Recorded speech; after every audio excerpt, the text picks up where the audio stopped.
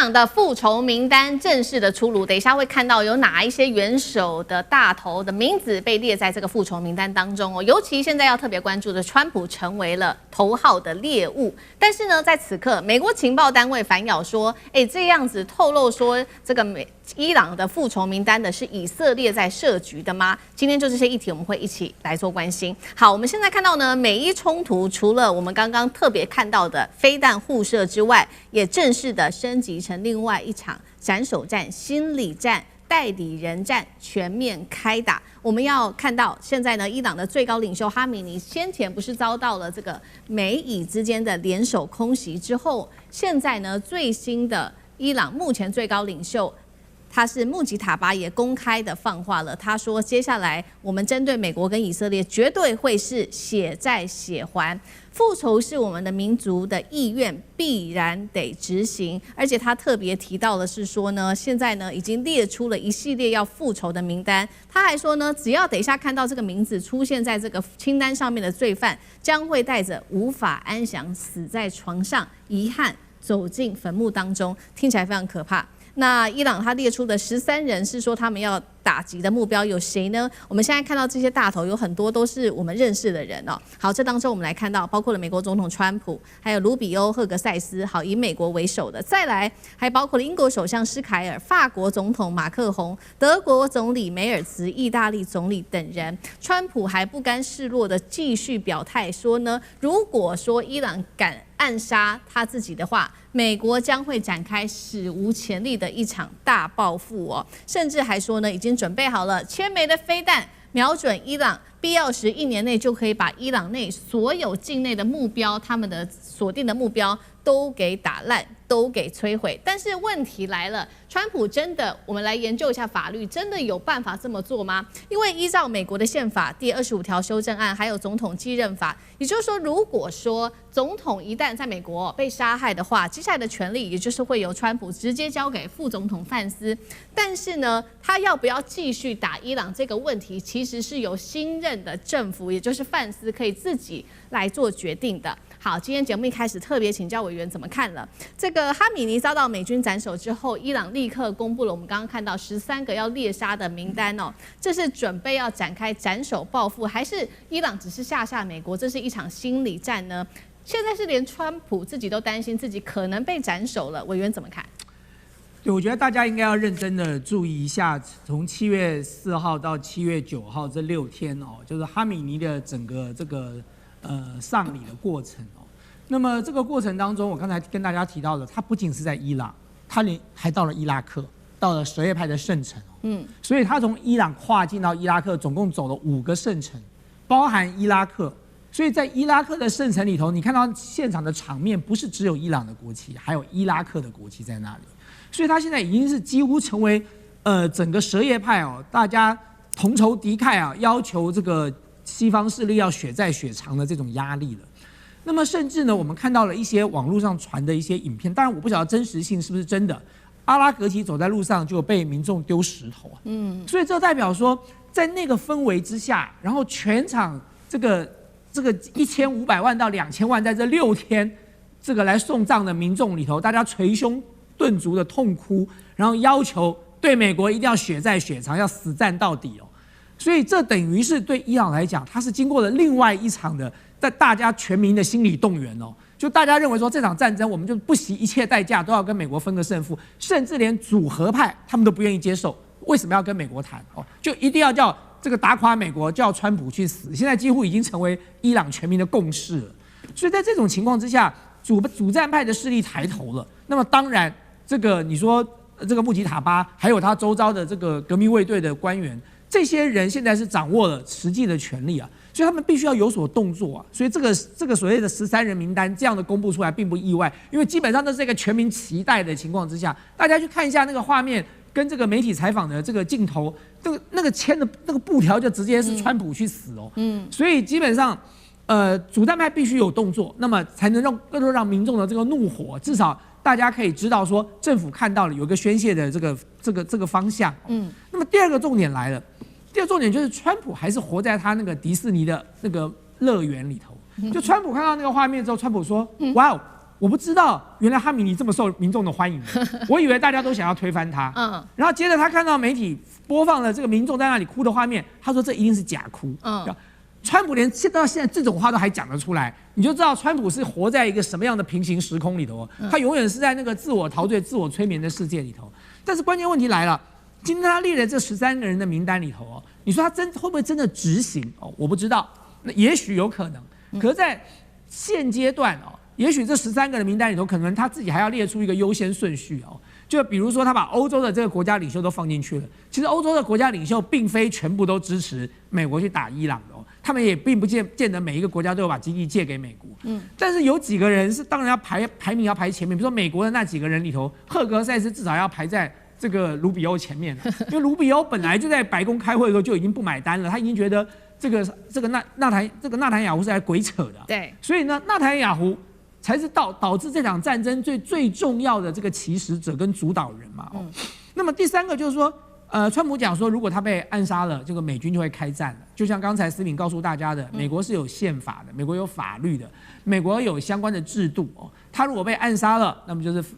J.D. Vance 去當了總統。那至於要不要打，那就要看 J.D. Vance 跟其他的这個國會議員要做出什麼樣的決定了。所以你說川普自己把自己想成了 king 想成國王，說他一旦被暗殺了，不囉嗦，全美1000枚飛彈就要把它射出去了，就跟這個伊朗拼個不死不休了。川普的想法太天真也太不切實際了。但是我要強調的問題是，為什麼我不認為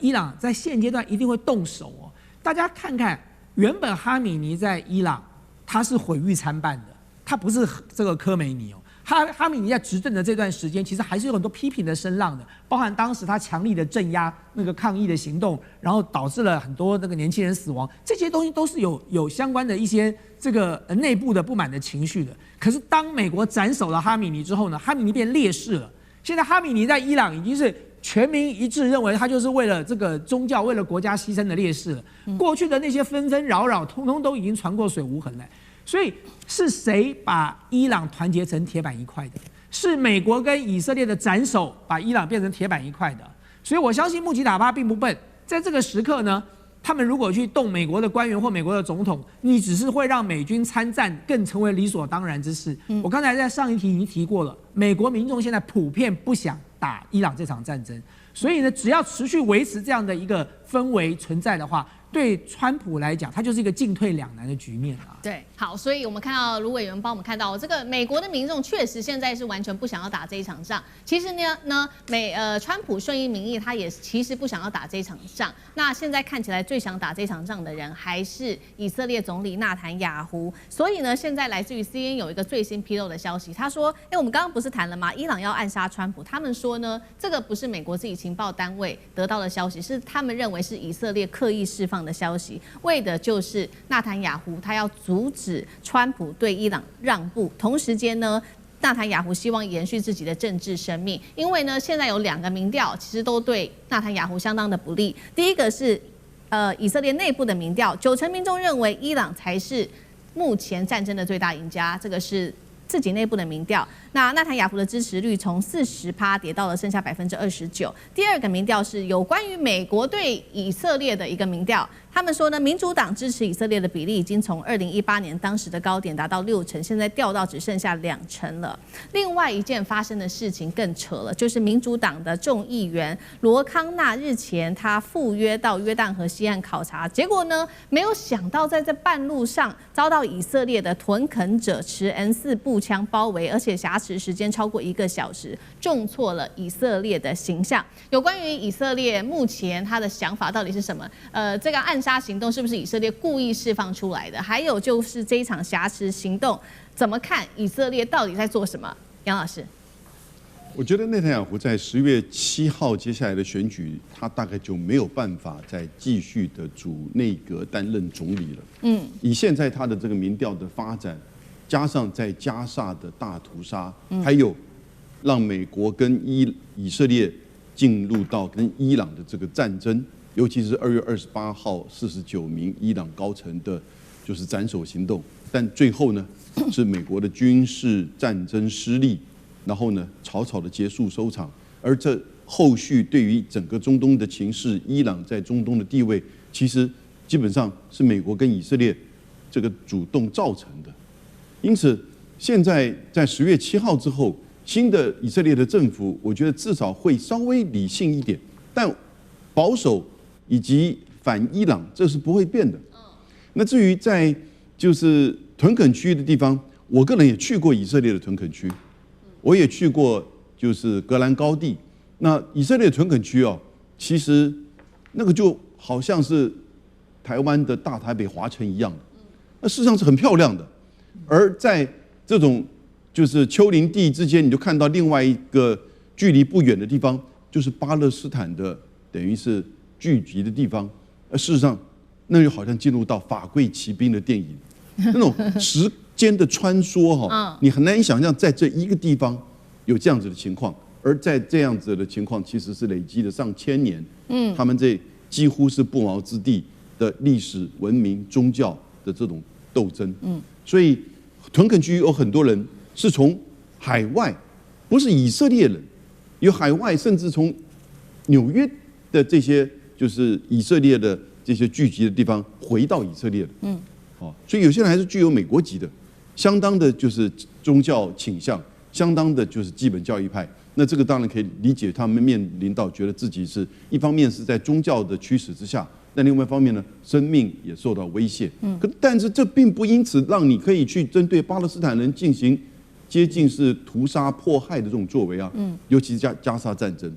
所以我是覺得，在美國呢，對以色列的這個重視會不會消減？會，但不會完全的改變。3個因素，第一個，共和黨還是會全力的支持的。因為裡面有福音派的這個角色，這是關鍵。那第二個，我覺得政治的，就是這些精英呢，受到猶太金主的影響。對，那錢決定一切嘛。第三個，以色列在中東的角色仍然是美國重要的戰略利益所在，所以他不會完全是放棄以色列。那當然，他不會再去發動一次大屠殺，或者是對伊朗的全面戰爭。但是呢，對於以色列的安全，我覺得他們會還是持續的重視的。好，這個是我們持續看到這個美國跟以色列持續的強勢的對伊朗做出最大的施壓。那伊朗就說了，這個13人的報復名單我們都列好了，就看接下來怎麼做。這個是在軍事伊朗的威脅。第二個事情是在另外一個層面，就是經濟上，伊朗同樣對美以持續的施壓。那施壓的點就是鎖住。最新消息我們都知道，伊朗現在把這個全球的能源命脈，也就是荷姆茲海峽，給它封鎖住了。那麼，伊朗的最高領袖顧問他也放話說，荷姆茲的重要性勝過數十枚的原子彈。華爾街日報說呢，伊朗現在不只是要守住荷姆茲海峽，重要的是要夾荷姆茲海峽以令中東。那麼，更值得注意的時候，這一場戰爭，我們知道剛開始的時候，美國跟以色列天天喊着要推翻伊朗的政權，解除核武，但是這兩個問題現在都沒有人在討論了。我們這個節目談了非常久的時間，我們看到美以現在都在討論荷姆茲海峽的問題。接下來美軍會怎麼做？難道是軍力持續這個強行壓入荷姆茲海峽來把它打通嗎？那艦長怎麼看？我們看到啊，現在美國跟伊朗之間最大的一個爭執點啊，也就是他們簽了一個很爛的諒解備忘錄。那尤其是諒解備忘錄裡面的第5條，這第5條裡面寫得非常清楚啊。也就是誰來負責 arrangement， 就是誰來負責那個安排這個商船通過這一個波斯灣跟阿曼海之間的一個霍姆茲海峽，是伊朗啊。那所以伊朗就覺得我們當初簽好了，那應該是我來調派啊。那為什麼他要來調派？因為其實他後面是有一個伏筆的，也就是未來呢，他可能跟這個美國一起，或者是跟阿曼一起，在霍姆茲海峽進行收費，所以他要這樣要求。但是現在美國全面開放的說法，也就是讓他沒有這樣的正當性。不過我們剛剛從這個主持人這裡我們知道，現在已經全面的緊縮有關於霍姆茲海峽的通行的部分了。其實當初我們看到每天大概有140艘的這個各式的無論是乾貨船啊，或者是我們講郵輪，郵輪是藍色的部分啊，在通過霍姆茲海峽。可是如果我們現在看到的話，我們就會發現最近一次的統計只有11艘，那只有11艘可以供給這個世界上面，無論是乾貨，無論是這個氦氣，無論是這一個磷酸銨這些肥料的供給嘛，事實上是有問題的。那現在我們講到說，有關於美國是不是未來會打通這個霍姆茲海峽，美國心裡要先克服一個恐懼啊，這霍姆茲海峽到底有沒有水雷啊？那之前呢，我們就講過一次，也就這麼一次，在霍姆茲海峽的這一個位置，靠近阿曼的這個位置，實際上是發現過一枚水雷，但也就這一枚水雷。但是現在大家都講說，你要先去掃雷啊，說有80枚的這個水雷布放在那邊。但是我有個疑問啊，前一段時間我們看到這個來來去去這麼多的郵輪，為什麼都沒有人命中？這不是一件很奇怪的事嗎？所以這到底是一個實際上的水雷戰，還是一場心理戰？我們大家要想一想啊。那但是呢，對於伊朗來講，伊朗以前是這麼說的啊，也就是說呢，霍姆茲海峽。這是一個廣告啊，他們直接放在大樓的外牆上面，叫做那個霍姆茲海峽永遠掌握在伊朗的手中，川普什麼都做不了。他現在更進一步的講啊，也就是說呢，你川普在講什麼，其實都是很無聊的。那你所以呢，他這裡又意味着是這個封鎖的就是伊朗。那實際上呢，川普本身就是一個崩潰邊緣了。那但是我們來看美軍的話，如果我們來看美軍最新的一個動態的話，其實他雖然把這個迪利波里號換走了，但是他有就位了這個全獅號的遠征打擊群，意思也就是川普本身對於這是不是要攻擊這個霍姆茲海峽，他還是保有一定的一個能力的。好，謝謝艦長。那我們休息一下，馬上回來。觀眾朋友們，我們要開會員頻道啦！因應呢美中、中東還有印太的亂局，你看到的是新聞，我們看到的是背後誰在操控這個世界。加入會員可以取得獨家視角的通行證，你將優先取得更深的觀點判讀，包括了核心真相分析、歷史脈絡拆解、局勢推演邏輯。同時解鎖會員勳章、優先互動權、問題解析、幕後花絮，支持我們制作高品質的影片。點擊下方的加入鍵，一起成為戰友吧！我們會員頻道見。